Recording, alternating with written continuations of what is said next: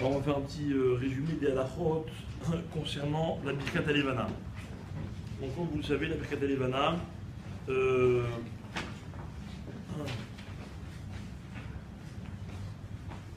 donc chez nous cette semaine, c'est d'actualité puisque cette semaine ça va être le temps de Birkat Halevana.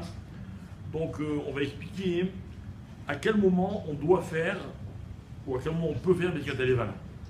Alors, grosso modo, il y a une marloquette entre les poskim, mais nous, évidemment, on suit le Shulchan Aruch. Le Shulchan Aruch, il dit qu'on ne peut faire Birkat Halevana qu'à partir du 7e jour. Alors, la question, c'est à partir du 7e jour de quoi? Alors, on prend le molad, ok, et on compte 7 jours depuis le molad. Jusqu'à quand on peut faire Birkat Halevana? Jusqu'au éteindre son portable. Jusqu'à quand on peut faire Birkat Halevana? Jusqu'au 14e jour à partir du molad. Alors maintenant. 7 jours révolus, c'est où on peut faire les 7e? Alors, bonne question. 7 jours bancaires. Et surtout, qu'est-ce que c'est 7 jours d'après le molad? Et qu'est-ce que c'est 14 jours après le molad? Alors, vous savez que le mois lunaire, combien de temps il dure le mois lunaire? Il dure 29 jours, 11 heures, ouais, et 30 et quelques minutes. C'est un peu moins de 29 jours et demi. D'accord? Donc, les maasés, pour savoir exactement jusqu'à quand on peut faire Birkat Halevana, il faut compter 27 jours depuis le molad, mais en fait, c'est pas 27 jours. C'est pas que le molad est 14 jours exactement, ça va tomber un peu moins que 14 jours. D'accord? En fait, jusqu'à 14 jours, 18 heures et 22 minutes depuis le molad. Ça, c'est le temps limite. D'accord? Bon, c'est pas qu'on fait 14 jours, on ne fait pas 15 jours. Parce que c'est 14 jours, mais un peu moins que 14 jours. Pourquoi? Parce que sinon, on est déjà dans la deuxième moitié du mois, puisque le mois, il a 29 jours et demi. D'accord? Donc, c'est un calcul qui est important de savoir. Maintenant, je répète la marloquette, c'est est-ce qu'on peut faire la Birkat Halevana à partir du 3e jour depuis le molad ou à partir du 7e jour d'après le molad? D'après la plupart des poskim, en tout cas Sfaradim, d'après le Shulchan Aruch, il n'y a aucune permission de faire la Birkat Halevana moins de 7 jours avant le molad. Le seul cas où on peut permettre, et c'est pour ça que nous on s'est habitué à cette idée, c'est au cas où on vit dans un pays où on peut avoir le ciel couvert. Vous savez, il y a des pays très froids, je ne sais pas si vous connaissez, genre un pays qui s'appelle Paris, je ne sais pas si vous connaissez. À Paris, par exemple, je vous raconte comment ça se passe. Moi qui ai grandi au soleil, ok, à Paris, vous pouvez ne pas voir le soleil et la lune pendant des semaines et des semaines. D'accord? Alors pourquoi les Ashkénazes le font? Parce qu'on se souvient de dire. D'où ils viennent les Ashkénazes? Des pays dans lesquels il y a des nuages. D'accord? Parce que le bleu qu'on a dans le ciel, eux ils l'ont dans les yeux. Bon, bref, pas bon. Donc ça veut dire que. Donc ça veut dire que c'est pour ça que eux, Kaniré, ils ont permis à partir du 3e jour, de peur de rater la mise de Birkat Halevana. Maintenant, la question qui se pose, c'est pour nous. Si on est dans un endroit où on a des chances de voir la lune, parce que par exemple c'est l'été, ou bien c'est un endroit qui est relativement qui ne pose pas de problème au niveau des nuages, et la communauté dans laquelle je prie, ils font 3 jours après le molad. D'accord? Prenons un exemple. Samedi soir dernier, on était le 5. Ok? On était le 5. Donc d'après ceux qui disent qu'on peut faire au bout de 3 jours, samedi soir dernier, ils pouvaient faire. Maintenant moi, j'ai pas l'habitude de faire après 3 jours, je fais après 7 jours comme je prends un haut. Est-ce qu'il vaut mieux que je fasse avec le minyan le 3e jour, ou est-ce qu'il vaut mieux que je fasse Yachid après le 7e jour? Mais non, pourquoi vous ne faites pas le 10 avec le minyan? Quelqu'un peut l'expliquer? Le minyan, ils font le 3. Hein? Eux, ils font le 3 de toutes les raisons. Parce que toi, tu fais avec eux ou tu fais pas? Il y a notre minyan. Ah bah. Alors, Je vais chercher un autre minyan. Tu es dans la lune, hein? donc voilà, je suis dans la lune. D'accord. Non, mais aussi, c'est aussi parce que c'est une étoile. Alors, d'après notamment le Ben Ishraï, d'après la plupart des poskim, il vaut mieux faire Yachid que de faire avant le 7e jour. À quel cas, à tel point, c'est important. Ok. Maintenant, ça pose un autre problème. Pourquoi? Parce que il y a marqué mes fourrages dans les poskim que la mitzvah de Birkat Halevana, pourquoi on l'a fait le samedi soir? Parce qu'il y a le Tzibour, il y a tout. Parce qu'il y a Berov Amadrat Meler.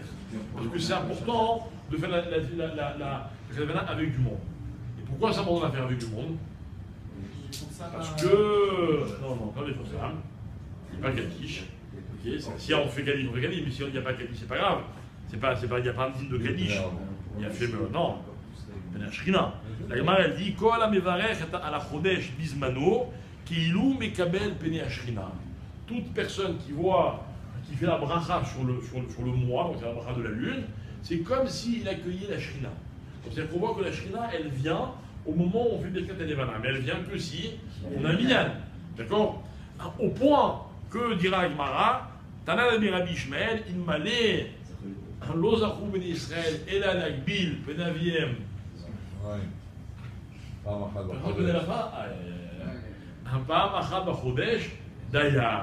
Ça veut dire quoi? C'est genre, un Kedaï pour les juifs d'avoir été créé, rien que pour faire une fois par mois Birkat Halevana. Comme ça dit la Gemara elle dit ça dans Sanhedrin Daf Membet. Donc on voit de la Gemara l'importance que les Chachamim ils ont attachée à cette mitzvah, qui est vraiment une mitzvah capitale, même si elle est ni limite au Raïta ni rien, mais c'est quelque chose de très important. Alors après, il y a des règles, d'accord? Arvit et Birkat Halevana, qu'est-ce qui passe avant? Bravo. Pourquoi? C'est-à-dire, mais chez nous, c'est-à-dire, dites-le bien. Ok? Maintenant, c'est bien de faire Motzei Shabbat. Il y a un autre inyan, parce que avant de, comme on est Mekabel Peneshina, donc c'est bien de la recevoir avec les habits, c'est plus beau que l'on a. D'accord? Comme en général, on met des beaux habits le Shabbat. Donc il y a une d'être habillé convenablement pour être Mekabel Pene Ashrina. Ok? Par contre, est-ce que j'ai le droit de faire Birkat Halevana Shabbat ou Yom Tov? On n'a pas le droit. D'accord? Non, on n'a pas le droit. Tous les postes qui me disent que c'est un jour. Maintenant, imaginez quelqu'un. Et c'est le dernier jour. Quelqu'un c'est le dernier jour. Ok? Ah, on m'a dit que c'était un jour. Comment je peux faire? Alors il y a un truc. Ok, j'en ai quelques-uns. Là, ce truc, c'est quoi? C'est que vous prenez la Gemara dans Sanhedrin, Daf Membet, la Gemara qu'on a citée à l'instant. Là-bas, la Gemara, elle explique quel est le nosar qu'on doit dire, quel est le texte qu'on doit réciter pour Birkat Halevana. Les rabbins disent comme ça, tu prends la Gemara et tu lis la Gemara, et tu fais ça en tant que limoud, pas en tant que Birkat Halevana. D'accord? C'est-à-dire que faire Birkat Halevana, c'est un problème de le faire Shabbat. Mais je peux, bien sûr, mais les matières, personne ne doit le faire Shabbat. D'accord?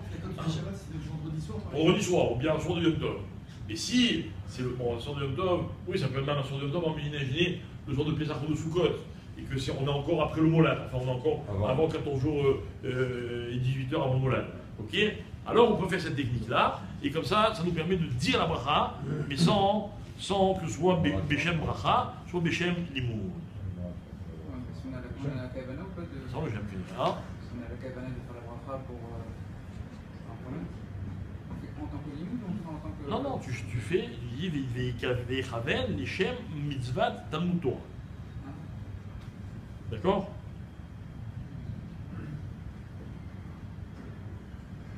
Alors. Je ne comprends pas si on dit mitzvah, ce qui sera kavana, et qu'on fait la mouti ou le Torah, qu'est-ce qu'on a gagné?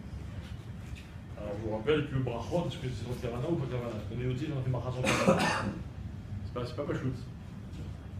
D'accord? Donc la mitzvah c'est une bracha. Bekitsour, autre chose, c'est qu'on sait un minaï, bon mais là aussi c'est pas une halakha, mais il faut rejeter, mais c'est rapporté dans la plupart des poskim, etc. C'est de faire Birkat Halevana. Il y a deux moments où tout le monde attend un certain jour, c'est Birkat Halevana de Av, on attend quoi? Tisha B'Av à cause de la Velout, ok? Et le deuxième c'est celui de Tishri, on attend de faire après Kippour, ok?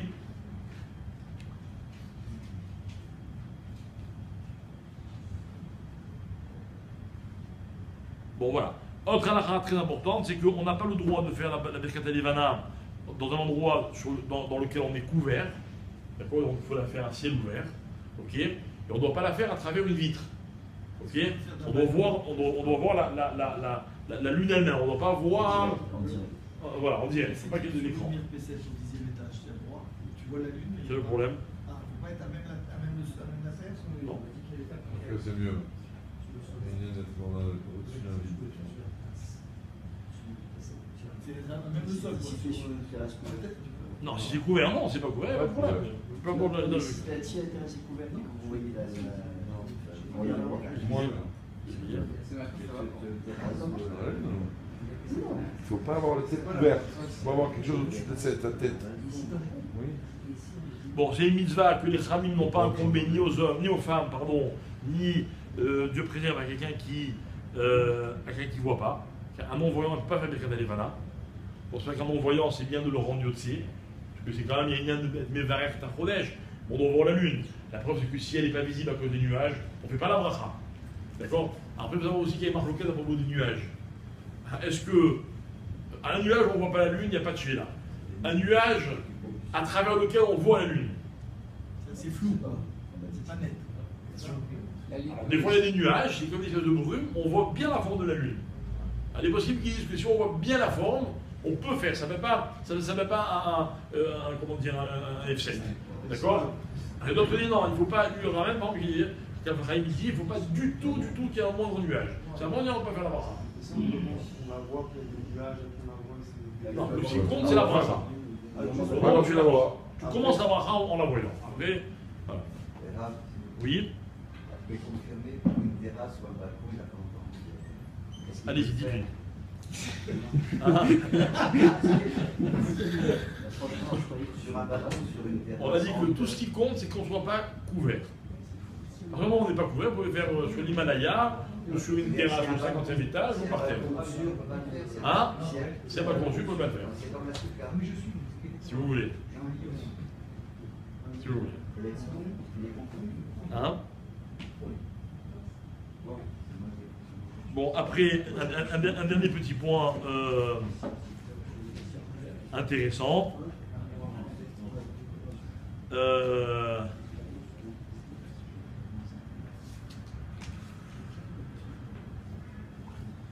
C'est une ségoula, on dit que c'est une ségoula, la Birkat Levana.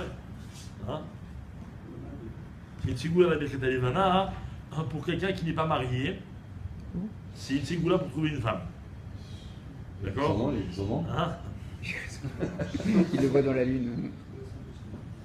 Maintenant, il y a une autre ségoula, qui est très intéressante, c'est que.